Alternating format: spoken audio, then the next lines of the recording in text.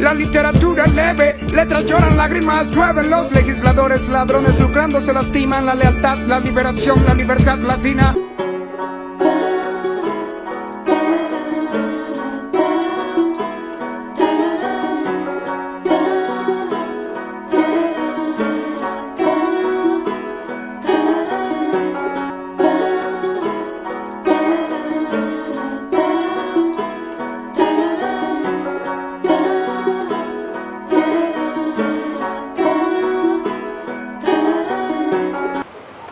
Bueno, en primer lugar la lectura es una herramienta, ¿no?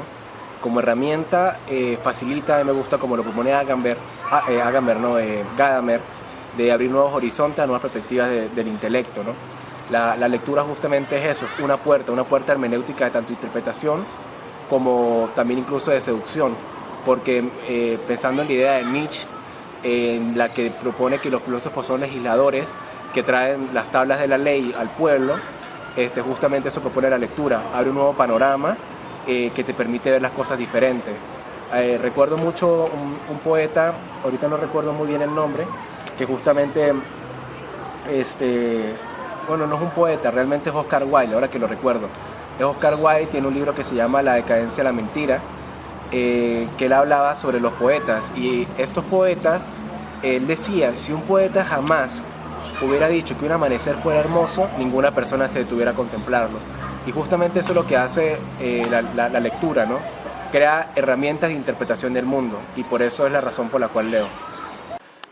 Uno busca en la lectura cosas muy particulares. Yo, singularmente, considero que la lectura me da nuevas formas de decir las cosas que ya se han dicho. Por ejemplo, se habla de que los temas de la literatura, los temas de la poesía son los mismos: amor, la muerte, la enfermedad, etcétera. Siempre van a ser lo mismo. Lo que cambia es la forma de cómo se dice. Y justamente por eso mi afinidad con la poesía o con el ensayo, que se habla lo mismo pero de diferentes perspectivas, de diferentes figuras. Bueno, leer en sí es un gesto de felicidad. Yo recuerdo mucho la raíz del ocio en griego, es escolá. Quien iba a la escuela eran porque tenía tiempo para el ocio y no trabajaba. Era el diferente del ocioso al trabajador. Y justamente ese ocio tiene que ver con un cultivo de la felicidad. Me hace recordar mucho una propuesta que tiene Buda, ¿no? En esa idea del alcanzar el nirvana, en donde el alcanzar el nirvana representa tener felicidad. Justamente, de alguna manera, la lectura representa también esa especie de nirvana, esa especie de contemplación, esa especie de paciencia, esa especie de progreso tanto lento y paulatino como se van cultivando los conocimientos, que bueno, pueden aparecer tanto en poetas, narradores o ensayistas, bueno, algunas veces también en filósofos. Una felicidad que tuve teniendo lecturas, yo soy más lector de poesía que de otra cosa, y lector tanto poesía como de ensayos. Fue un descubrimiento de una serie de poetas venezolanos que llaman la atención. Uno de esos son los que yo trabajé en la tesis de pregrado para la licenciatura en letras, que es Rafael José Muñoz. Es un poeta de Puerto La Cruz. Bueno, me llama mucho la atención porque es un poeta que usa el lenguaje como una herramienta máxima para la comunicación, y ese lenguaje no solamente es gráfico y escritural, sino también es matemático. Entonces, cómo la matemática y cómo la literatura se confabulan en un solo sistema de lenguaje para crear una poesía que rompe los límites a través del desborde y crea una poesía tanto auténtica como única, como hermenéutica en la literatura venezolana. Otro ejemplo sería Mires Rodríguez, una poeta de Margarita. Otro ejemplo sería Andrés Bulto Figueroa, y bueno, etcétera, muchísimos más, como por ejemplo Andrés Atilano, que me dio mucha alegría porque sabes que en Latinoamérica hay varios movimientos de poesía experimental que se están moviendo en Venezuela, que se están moviendo en el mundo. Por ejemplo, la poesía semiótica, la poesía objetival, hay otros, la poesía ecológica, y bueno, hay otros sistemas de poéticos que se están creando en Latinoamérica paralelamente en los años 60, 70, y en Venezuela Andrés Atilano, según Jesús Pacheco Miranda, un investigador de la ULA, él crea un movimiento propio en Venezuela, que es la poesía de la semejanza pura, una poesía experimental que mete en su discurso todas las formas experimentales que se han creado en Latinoamérica para justamente crear experimentos donde la poesía se puede expresar de otras maneras. Esa poesía que se expresa de otras maneras él la llama el onirismo. porque tomando un poco la idea de Andrés Breton del surrealismo, la poesía tiene una vinculación con el sueño, y todo lo que sea poesía tiene que ver con las formas de soñar y cómo se vive a través del sueño. Y bueno, eso es una alegría que se puede decir que a uno como investigador o como lector le emociona, porque pareciera que en Venezuela hay la producción poética no es tan notable como por ejemplo a comparación con la de Chile o con la de Buenos Aires, o la de Argentina, perdón, Buenos Aires es la ciudad. Y realmente en Venezuela hay una apreciación poética de ejercicio que representa a la Latinoamérica como una producción bastante sólida e individual.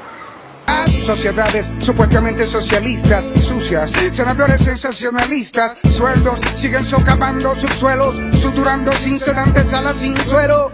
Bueno, en cuanto a la tristeza de lecturas, siempre da mucho que pensar cuando uno ve la vida, la biografía del autor frente a la obra y se encuentra con procesos desgarradores en cuanto a la vida del escritor. Un ejemplo de ello es, por ejemplo, la vida de Raúl Gómez Yatin, un poeta nadaísta colombiano que vive como un indigente entre las calles de Sinú, y de por sí se debe, por eso uno de los títulos de uno de sus textos, que es el Amanecer en el Valle de Sinú, escribe justamente su proceso esquizofrénico de literatura, donde una escritura totalmente absorbida por sombras que lo poseen, por espíritus y malestares que constantemente lo van conduciendo a la ebriedad y mucho cada vez más a la indigencia, a verse golpeado por parte de los pobladores, por justamente ser un loco, ¿no?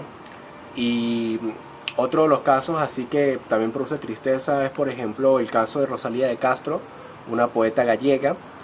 Ella sufre de alguna forma una especie de migración de lo que es la cultura gallega ante la cultura española, se siente extranjera completamente en su territorio, en la que es la tierra de España, y ella relata justamente su cultura a través de sus poemas, a través de una visión muy desgarradora, bien sea en los cantares gallegos o en Folas Nova, dos de sus textos más importantes, que fueron escritos en gallego.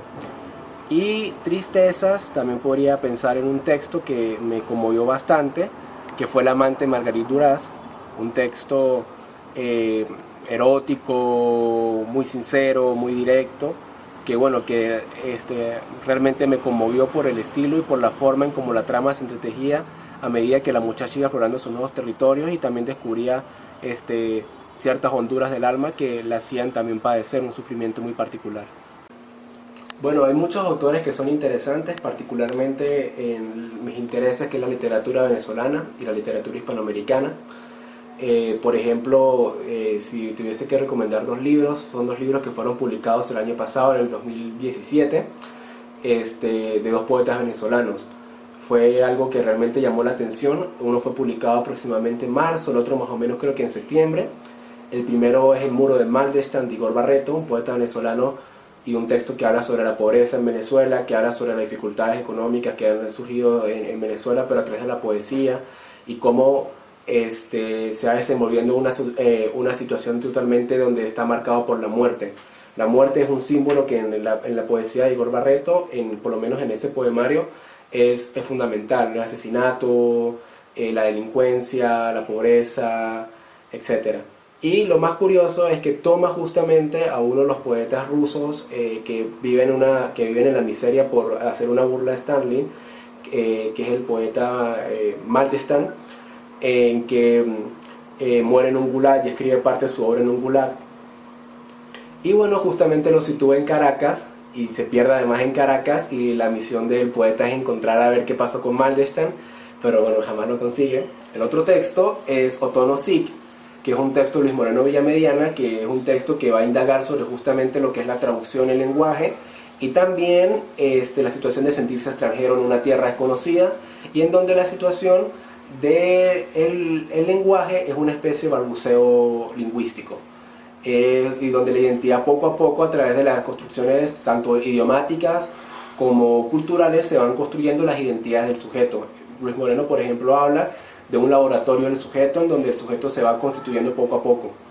Y son dos textos que son realmente valiosos y que valen la pena revisar, que son recientes en la literatura venezolana, Y otro autor que me gustaría recomendar, que ha sido muy poco leído en Venezuela, y si ha sido también un poco leído, ha sido mal leído, que es Salustio González Rincones.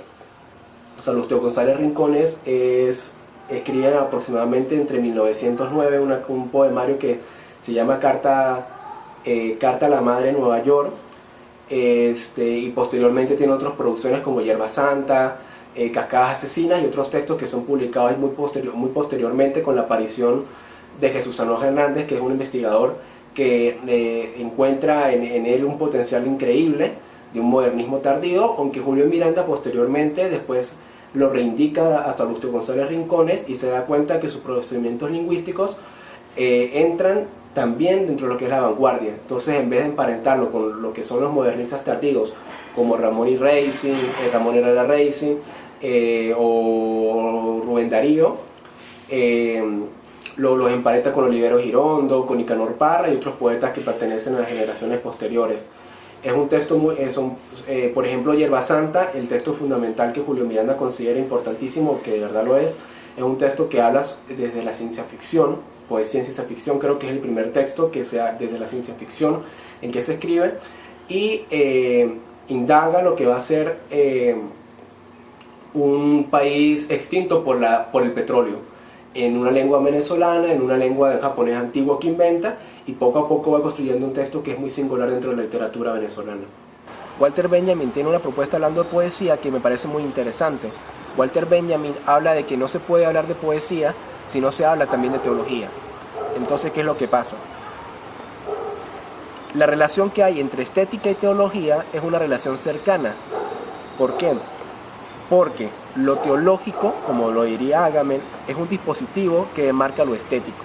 ¿Qué es un dispositivo? Una fuente de control externa que toma lo interno, o que toma una especie de control sobre el ente o el sujeto para demarcarle ciertas condiciones de comportamiento. Y la teología, si vamos a ver y nos ponemos a sacar una cuenta de toda la producción poética ha ido desenvolviéndose a través de la teología con diferentes tipos de discursos, y podemos verlo, por ejemplo, en literatura española, como, no sé, los cantares de la Virgen de Gonzalo Berceo, que justamente tratan de una producción que es totalmente religiosa, o en poemas con poetas más contemporáneos, como sería el ejemplo, no sé, de Armando Rojas Guardia, en donde su poesía también está lindeada hacia lo espiritual, hacia lo teológico, hacia una formulación de lo teológico. Pero no solamente lo religioso está incluido, sino también está lo político. La teología, Agamben habla en un texto de la Carta a los Romanos, que la relación estética y política que hay en las poesías está demarcada justamente porque nuestra forma de derecho está constituida por una producción que es 100% religiosa. Nuestra forma de derecho se construyó desde una visión teológica. Entonces, pareciera que no nos pudiésemos separar de la teología, aunque estamos en un siglo muy moderno, en un siglo donde la fe se ha perdido, donde la religión se ha abandonado, pero nuestros dispositivos, por usar un término también que usa Agamben, y que realmente no es de Agamben, sino que viene de Michel Foucault, forma parte de nuestra cultura y nuestra forma de producir tanto arte como sociedad. Por este carajito que está aquí al lado mío, que estaba llorando, por la vieja Josefina que vino desde Maracaibo y se fue, por ustedes, con inmenso amor por ustedes, sin jaladera de bola. Bueno, una anécdota. Mi anécdota es delictiva, en primer caso. Cuando era muy niño no tanto, tenía entre 15, 16, 17, conocí un poeta chileno que venía de viaje por Latinoamérica. Su nombre es Cristian Pérez, y él venía a leer justamente estaba el boom de Roberto Bolaño, y estaba recién publicado en 1666, y Cristian Pérez pues no era un viajante que no tenía generalmente dinero para comprar sus textos, y se la veía robando en las librerías. Y que me perdonen los de Sin Límite, los de Nacho, si ven este video. Entonces él una vez me invitó a dar un paseo, que me iba a dar un regalo, y justamente entramos a una librería, y el regalo fue, uno, enseñarme a robar libros, y el dos, el libro que había robado.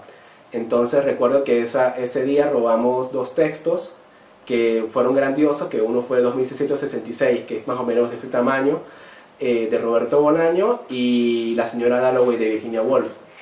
Es una anécdota que, bueno, que recurre mucho un poco a esta cuestión bolañesca y también borgiana, y también de Robert Art, ¿no? Robert Art en su texto el juguete rabioso, si no es que más recuerdo, está justamente una escena en donde un grupo de amigos que leen puras novelas de esas, no sé cómo se llaman ese tipo de textos, pero tiene que ver con novelas populares, novelas de imprenta para la masa.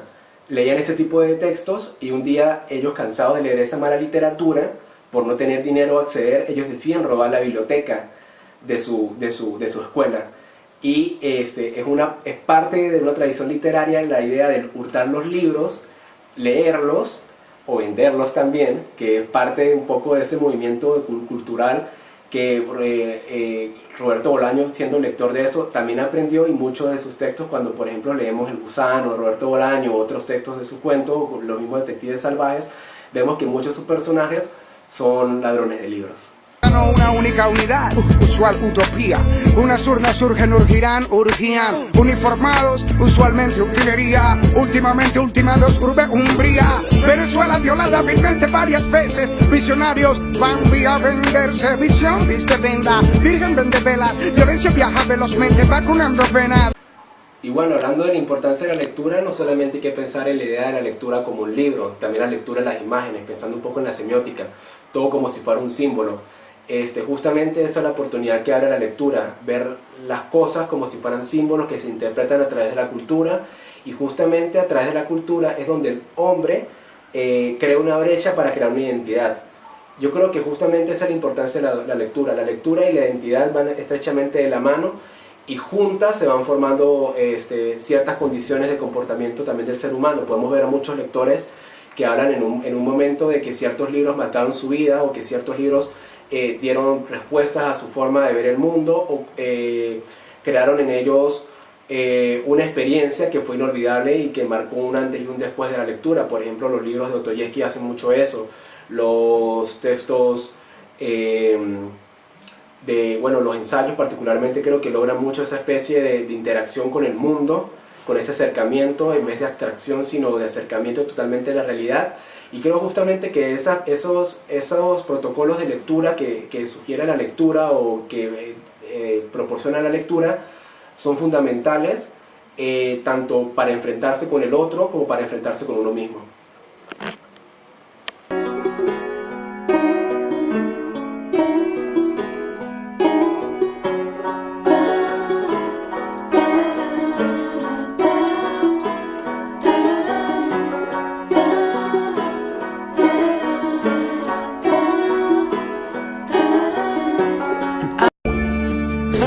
Oh baby, listen, no.